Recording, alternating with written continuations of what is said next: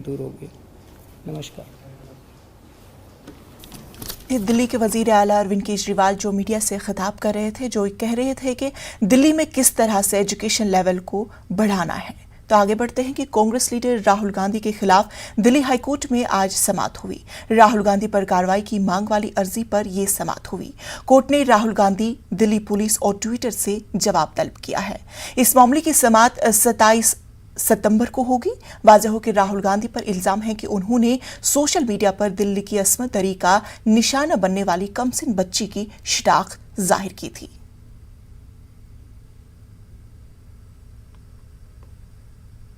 में हुए नाबालिग के साथ रेप के मामले में उनके परिजनों की फोटो को कांग्रेस के पूर्व अध्यक्ष राहुल गांधी के द्वारा ट्वीट करने के मामले में दाखिल याचिका पर आज दिल्ली हाईकोर्ट में अहम सुनवाई हुई।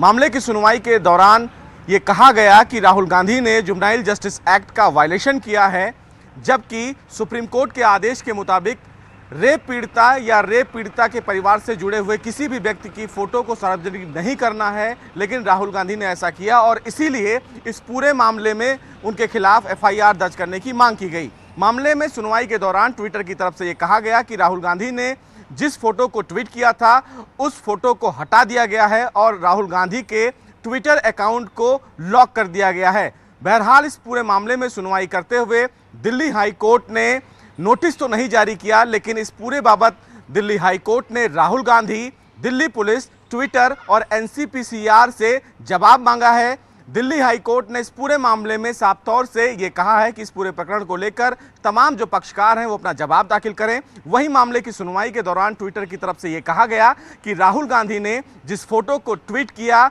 उस फोटो से ट्विटर की पॉलिसी का भी वायलेशन हुआ है। बहरहाल अब इस पूरे मामले पर 27 सितंबर को दिल्ली हाई कोर्ट सुनवाई करेगा। देखना बेहद अहम होगा कि 27 सितंबर को जब इस पूरे मामले की सुनवाई होगी उसके बीच में इन तमाम लोगों के द्वारा दिल्ली हाई कोर्ट में क्या कुछ जवाब दाखिल किया जाता है। कैमरामैन विपिन के साथ सुशील पांडे, न्यूज़ 18 दिल्ली।